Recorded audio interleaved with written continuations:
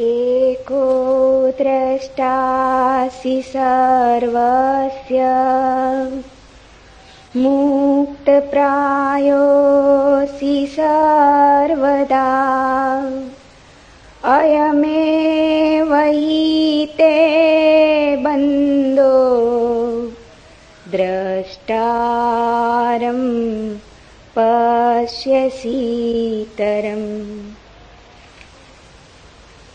अहं कर्तेत्य अहं मानमहा कृष्णायिदंशित नाहं कर्तेति विश्वास अमृतं पीत्वा सुखी भव। एको विशुद्धबोधोऽहम् इति निश्चयवन्निना प्रज्वाल्य यज्ञानगहनम् वीतशोकसुखी भव। यत्र विश्वम् इदं भाति कल्पितं रज्जुसर्पवत् आनन्द परमानन्द सबोधस्त्वं सुखं चर। मुक्ताभिमानी मुक्तो ये बद्धो बदाभिमान्यपि किं वदन्ति असत्येयं यामति सा गतिर्भवेत्। आत्मा साक्षी विभुपूर्ण एको मुक्तश्चित्क्रिय असंगो निस्पृह शांतो ब्रह्मात् संसारवानिव। कुटस्थं बोधम् अद्वैतम् आत्मानं परिभावय आभासोऽहं ब्रह्मं मुक्त्वा भावं बाह्यम् अथान्तरम्।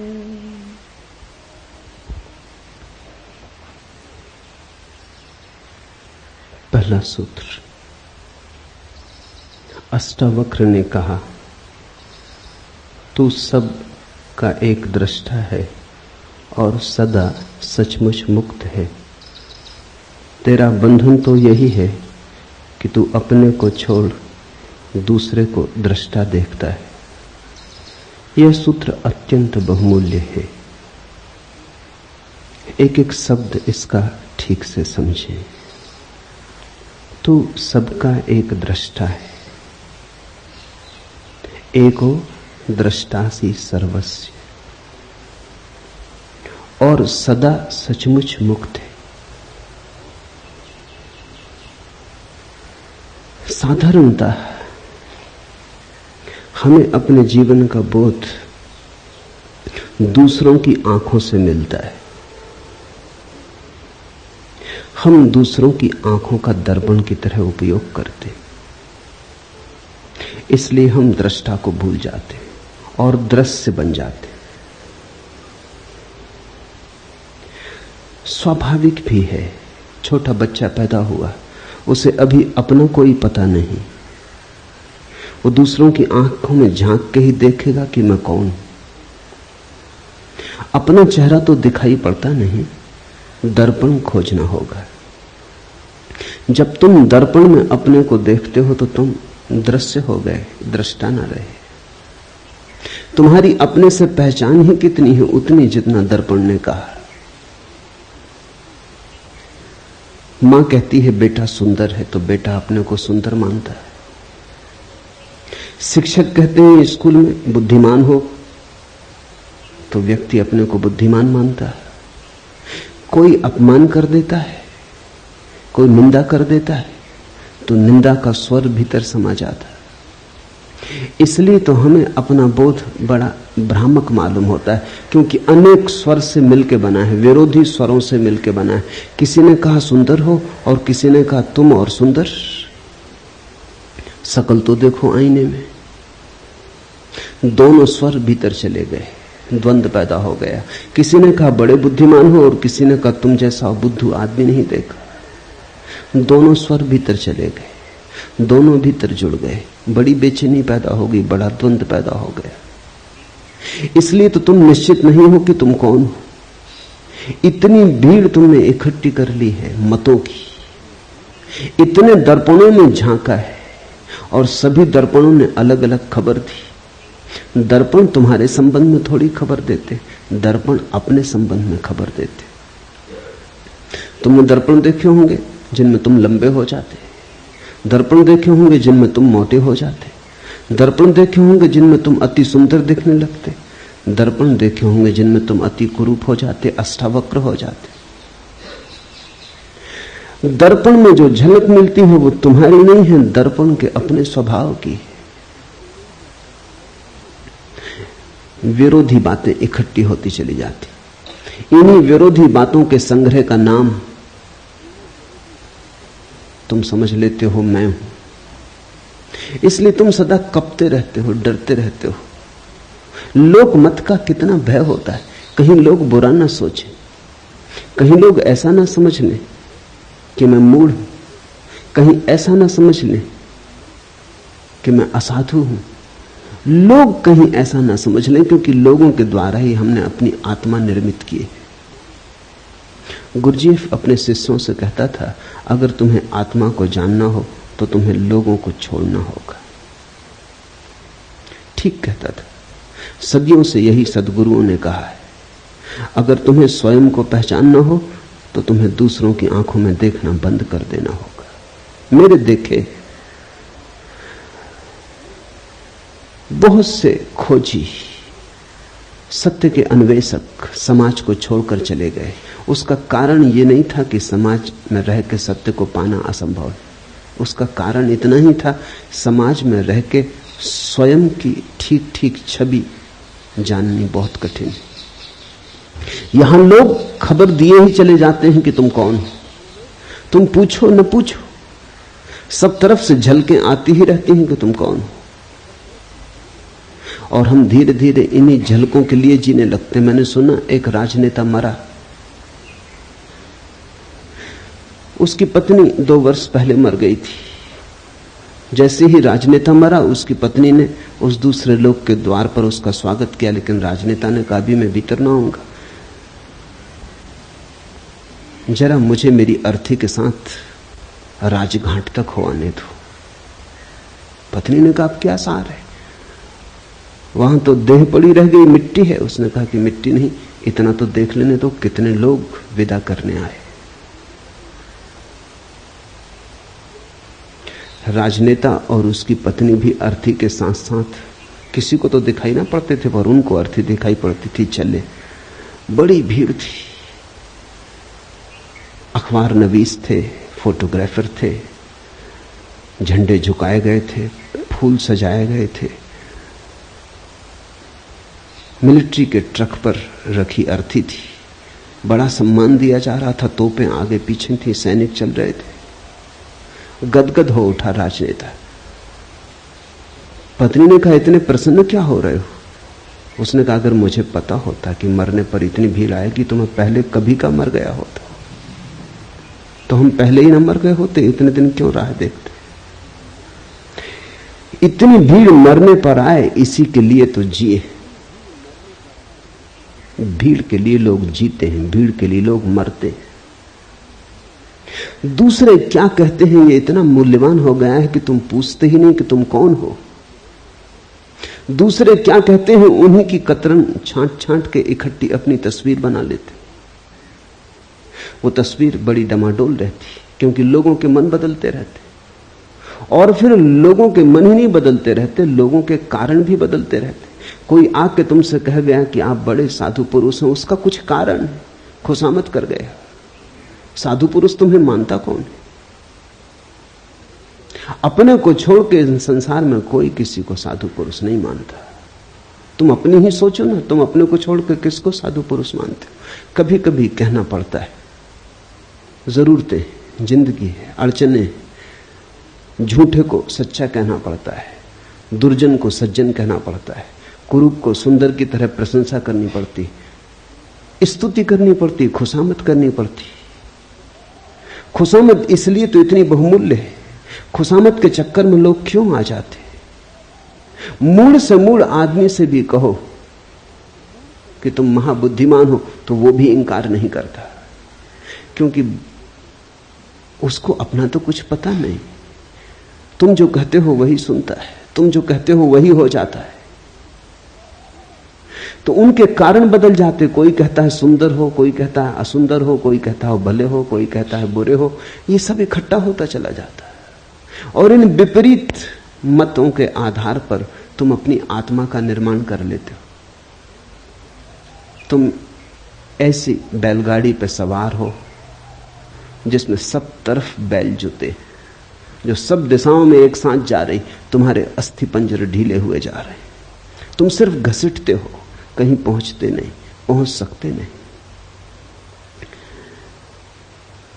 पहला सूत्र है आज का, तू सबका एक दृष्टा है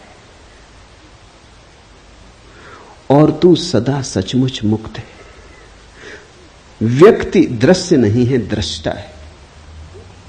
दुनिया में 3 तरह के व्यक्ति हैं। वे जो दृश्य बन गए, वे सबसे ज्यादा अंधेरे में।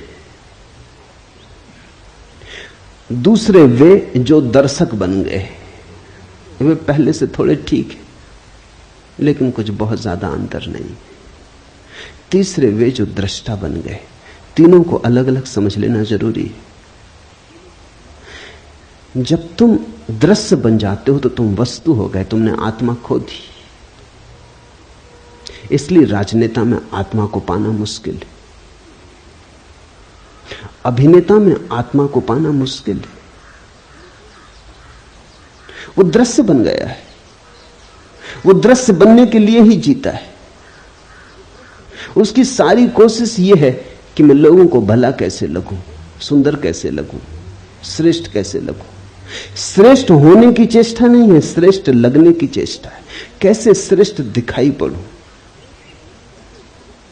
तो जो दृश्य बन रहा है वो पाखंडी हो जाता है। वो ऊपर से मुखौटे ओढ़ लेता है, ऊपर से सब आयोजन कर लेता है, भीतर सड़ता जाता है। फिर दूसरे वे लोग हैं जो दर्शक बन गए, उनकी बड़ी भीड़ है। स्वभावतः पहले तरह के लोगों के लिए दूसरे तरह के लोगों की जरूरत है, नहीं तो दृश्य बनेंगे लोग कैसे। कोई राजनेता बन जाता है, फिर ताली बजाने वाली भीड़ मिल जाती, तो दोनों में बड़ा मेल बैठ जाता है।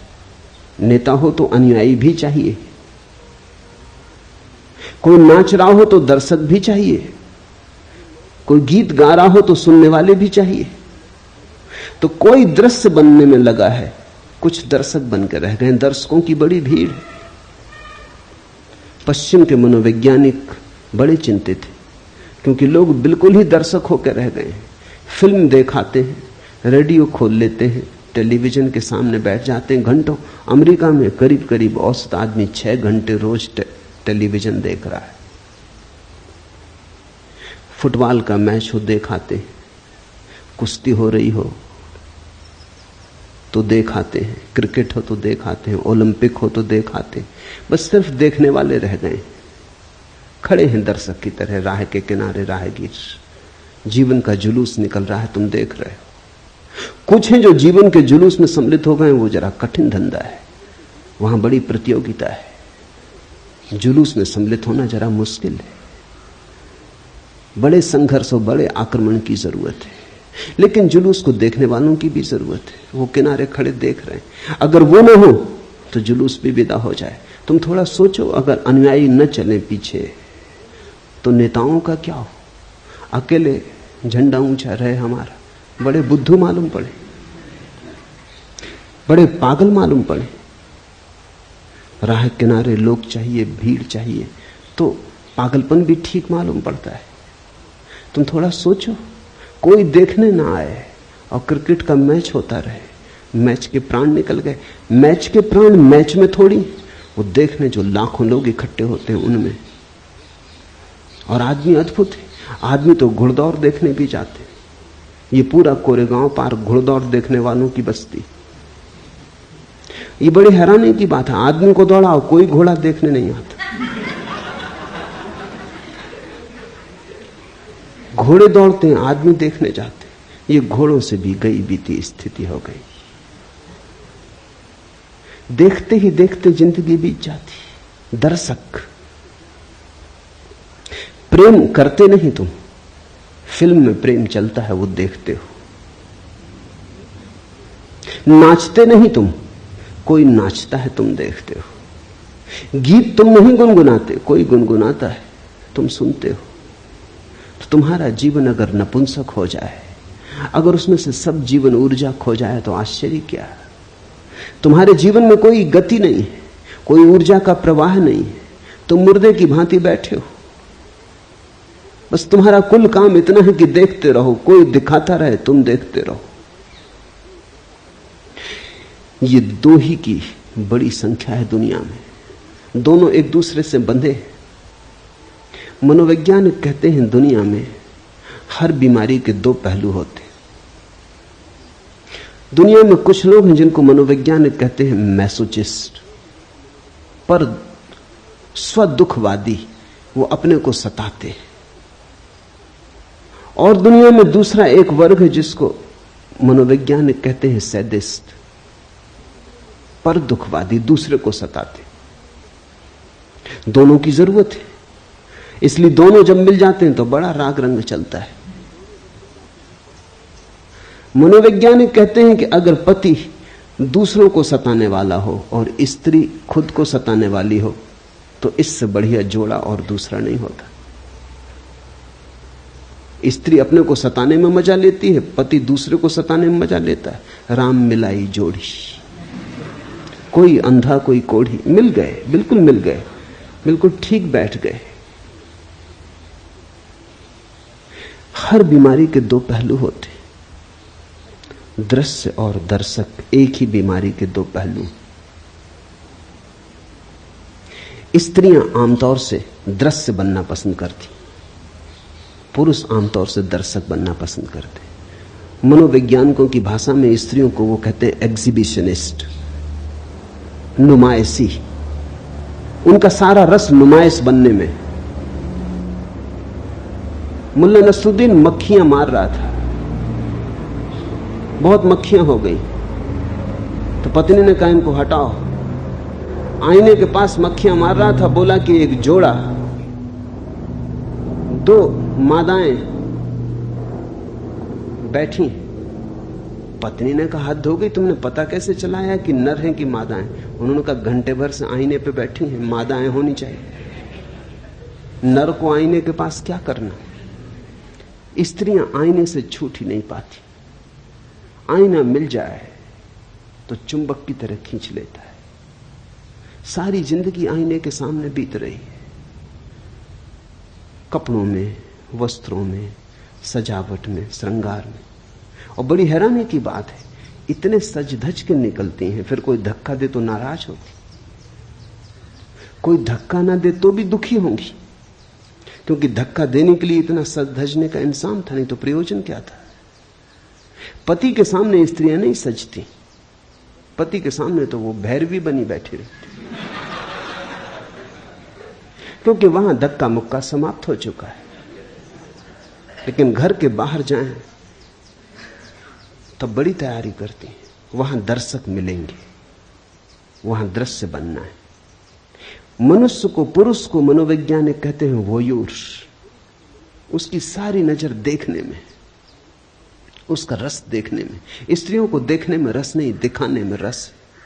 इसलिए तो स्त्री पुरुषों का जोड़ा बैठ जाता, बीमारी के दो पहलू बिल्कुल एक साथ बैठ जाते। और ये दोनों ही अवस्थाएं रुग्ण हैं। अष्टावक्र कहते हैं मनुष्य का स्वभाव दृष्टा का है, न तो दृश्य बनना है और न दर्शक।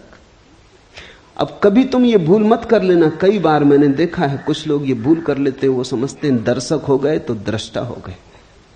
इन दोनों शब्दों में बड़ा बुनियादी फर्क है।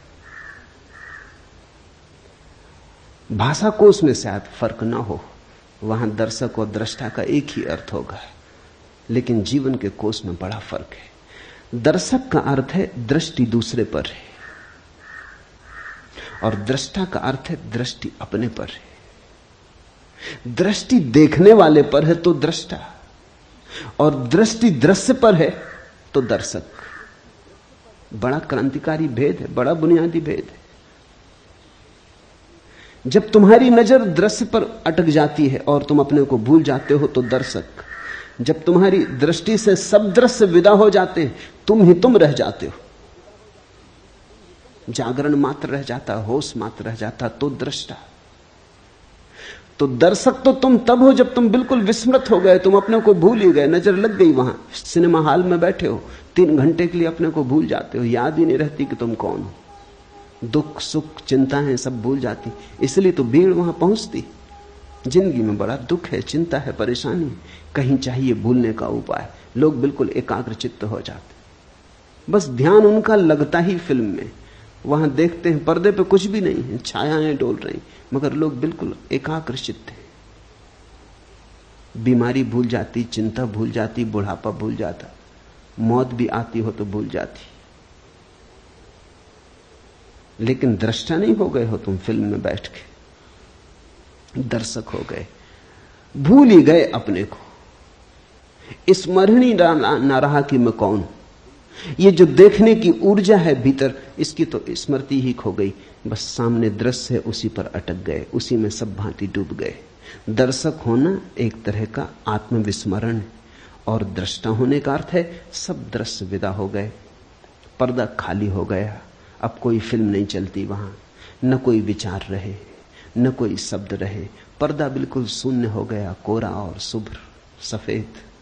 देखने को कुछ भी ना बचा, सिर्फ देखने वाला बचा। और अब देखने वाले में डुबकी लगी तो दृष्टा। दृश्य और दर्शक, मनुष्यता इनमें बटी। कभी कभी कोई दृष्टा होता है, कोई अष्टावक्र, कोई कृष्ण, कोई महावीर, कोई बुद्ध। कभी कभी कोई जागता और दृष्टा होता है। तू सबका एक दृष्टा है। और इस सूत्र की खूबियां यह हैं कि जैसे ही तुम दृष्टा हुए, तुम्हें पता चलता है दृष्टा तो एक ही है संसार में, बहुत नहीं। दृश्य बहुत है, दर्शक बहुत है। अनेकता का अस्तित्व ही दृश्य और दर्शक के बीच है। वो झूठ का जाल है, दृष्टा तो एक ही है। ऐसा समझो कि चांद निकला, पूर्णिमा का चांद निकला, नदी पोखर में, तालाब सरोवर में, सागर में, सरिताओं में, सब जगह प्रतिबिंब बने। अगर तुम पृथ्वी पर घूमो और सारे प्रतिबिंबों का अंकन करो तो करोड़ों अरबों खरबों प्रतिबिंब मिलेंगे, लेकिन चांद एक है, प्रतिबिंब अनेक है। दृष्टा एक है, दृश्य अनेक है, दर्शक अनेक है। वो सिर्फ प्रतिबिंब है, वो छायाएं हैं। तो जैसे ही कोई व्यक्ति दृश्य और दर्शक से मुक्त होता है, न तो दिखाने की इच्छा रही कि कोई देखे, न देखने की इच्छा रही। देखने और दिखाने का जाल छूटा, वो रस न रहा, तो वैराग्य। अब कोई इच्छा नहीं होती कोई देखे और कहे कि सुंदर हो, सज्जन हो, संत हो, साधु हो। अगर इतनी भी इच्छा भीतर रह गई कि लोग तुम्हें साधु समझें, तो अभी तुम पुराने जाल में पड़े हो। अगर इतनी भी आकांक्षा रह गई मन में कि लोग तुम्हें संत पुरुष समझें, तो तुम अभी पुराने जाल में पड़े हो। अभी संसार नहीं छूटा, संसार ने नया रूप लिया, नया ढंग पकड़ा, लेकिन यात्रा पुरानी ही जारी है, सातत्य पुराना ही जारी। क्या करोगे देखकर? खूब देखा, क्या पाया? क्या करोगे दिखाकर? कौन है यहां जिसको दिखा के कुछ मिलेगा? इन दोनों से पार हटकर, द्वंद्व से हटकर जो दृष्टा में डूबता है तो पाता है कि एक ही है। ये पूर्णिमा का चांद तो एक ही है। ये सरोवरों, पोखरों, तालाबों, सागरों में अलग अलग दिखाई पड़ता था। अलग अलग दर्पण थे इसलिए दिखाई पड़ता था। मैंने सुना है एक राजमहल था, सम्राट ने महल बनाया था सिर्फ दर्पणों से। दर्पण ही दर्पण थे अंदर, कांच महल था। एक कुत्ता, सम्राट का खुद का कुत्ता, रात बंद हो गया, भूल से अंदर रह गया। उस कुत्ते की अवस्था तुम समझ सकते हो क्या हुई होगी। वही आदमी की अवस्था है। उसने चारों तरफ देखा, कुत्ते ही कुत्ते थे। हर दर्पण में कुत्ता था। वो घबरा गया, वो भौंका। जब आदमी भयभीत होता है तो दूसरे को भयभीत करना चाहता है। शायद दूसरा भयभीत हो जाए तो अपना भय कम हो जाए। वो भौंका, लेकिन स्वभावतः वहां तो दर्पण ही थे। दर्पण दर्पण से कुत्ते भौंके, आवाज उसी पर लौट आई, अपनी ही प्रतिध्वनि थी। रात भर भौंकता रहा और बागता और दर्पणों से जूझता लहूलुहान हो गया। वहां कोई भी न था, अकेला था। सुबह मरा हुआ पाया गया। सारे भवन में खून के चिन्ह थे। उसकी कथा आदमी की कथा है। यहां दूसरा नहीं, यहां अन्य है ही नहीं। जो है अनन्य है। यहां एक है, लेकिन उस एक को जब तक तुम भीतर से न पकड़ लोगे ख्याल में ना आएगा। तू सबका एक दृष्टा है और सदा सचमुच मुक्त है। अष्टावक्र कहते हैं सचमुच मुक्त है। इसे कल्पना मत समझना। आदमी बहुत अद्भुत है। आदमी सोचता है कि संसार तो सत्य है और ये सत्य की बातें सब कल्पना है। दुख तो सत्य मानता है, सुख की कोई किरण उतरे तो मानता है कोई सपना है, कोई धोखा है। मेरे पास लोग आते हैं, वो कहते हैं बड़ा आनंद मालूम हो रहा है। शक होता है ये कहीं भ्रम तो नहीं। दुख में इतने जन्मों जन्मों तक रहे कि भरोसा ही खो गया कि आनंद हो भी सकता है। आनंद असंभव मालूम होने लगा है। रोने का अभ्यास ऐसा हो गया है, दुख का ऐसा अभ्यास हो गया है, कांटों से ऐसी पहचान हो गई कि फूल अगर दिखाई भी पड़े तो भरोसा नहीं आता, लगता है सपना है, आकाश कुसुम, होगा नहीं, हो नहीं सकता। इसलिए अष्टावक्र कहते हैं सचमुच मुक्त है। व्यक्ति बंधा नहीं है। बंधन असंभव है क्योंकि केवल परमात्मा है, केवल एक है। न तो बांधने को कुछ है, न बंधने को कुछ है। तू सदा सचमुच मुक्त है। इसलिए अष्टावक्र जैसे व्यक्ति कहते हैं कि इसी क्षण चाहे तो मुक्त हो सकता है, क्योंकि मुक्त है ही। मुक्ति में कोई बाधा नहीं, बंधन कभी पड़ा नहीं, बंधन केवल माना हुआ है। तेरा बंधन तो यही है कि तू अपने को छोड़ दूसरे को दृष्टा देखता है। एको दृष्टासी सर्वस्य मुक्त प्रायो असि सर्वदा अयमेव ही ते बंधो दृष्टारम पश्य सीतरम। एक ही बंधन है कि तू अपने को छोड़ दूसरे को दृष्टा देखता है, और एक ही मुक्ति है कि तू अपने को दृष्टा जान ले। तो इस प्रयोग को थोड़ा करना शुरू करें। देखते हैं, वृक्ष के पास बैठे हैं, वृक्ष दिखाई पड़ रहा है, तो धीरे धीरे वृक्ष को देखते देखते उसको देखना शुरू करें जो वृक्ष को देख रहा है। जरा से हेरफेर की बात है। साधारणता चेतना का तीर वृक्ष की तरफ जा रहा है। इस तीर को दोनों तरफ जाने दें, इसका फल दोनों तरफ कर लें। वृक्ष को भी देखें और साथ ही चेष्टा करें उसको भी देखने की जो देख रहा है। देखने वाले को न भूलें। देखने वाले को पकड़ पकड़ ले, बार बार भूलेगा, पुरानी आदत है, जन्मों की आदत है, भूलेगा, लेकिन बार बार देखने वाले को पकड़ ले। जैसे जैसे देखने वाला पकड़ में आने लगेगा, कभी कभी क्षण भर को ही आएगा, लेकिन क्षण भर को ही पाएंगे एक अपूर्व शांति का उदय हुआ, एक आशीष बरसा, एक सौभाग्य की किरण उतरी। एक क्षण को भी अगर ऐसा होगा तो एक क्षण को भी मुक्ति का आनंद मिलेगा, और वो आनंद तुम्हारे जीवन के स्वाद को और जीवन की धारा को बदल देगा। शब्द नहीं बदलेंगे तुम्हारे जीवन की धारा को, शास्त्र नहीं बदलेंगे, अनुभव बदलेगा, स्वाद बदलेगा। यहां मुझे सुन रहे हैं, दो तरह से सुना जा सकता है। सुनते वक्त मैं जो बोल रहा हूं अगर उस पर ही ध्यान रहे और तुम अपने को भूल जाओ तो फिर तुम दृष्टा ना रहे, श्रोता ना रहे, श्रावक ना रहे। तुम्हारा ध्यान मुझ पे अटक गया तो तुम दर्शक हो गए। आंख से ही दर्शक नहीं हुआ जाता, कान से भी दर्शक हुआ जाता है। जब भी ध्यान ऑब्जेक्ट पर, विषय पर अटक जाए तो तुम दर्शक हो गए। सुनते वक्त सुनो मुझे, साथ में उसको भी देखते रहो, पकड़ते रहो, टटोलते रहो जो सुन रहा है। निश्चित ही तुम सुन रहे हो, मैं बोल रहा हूं। बोलने वाला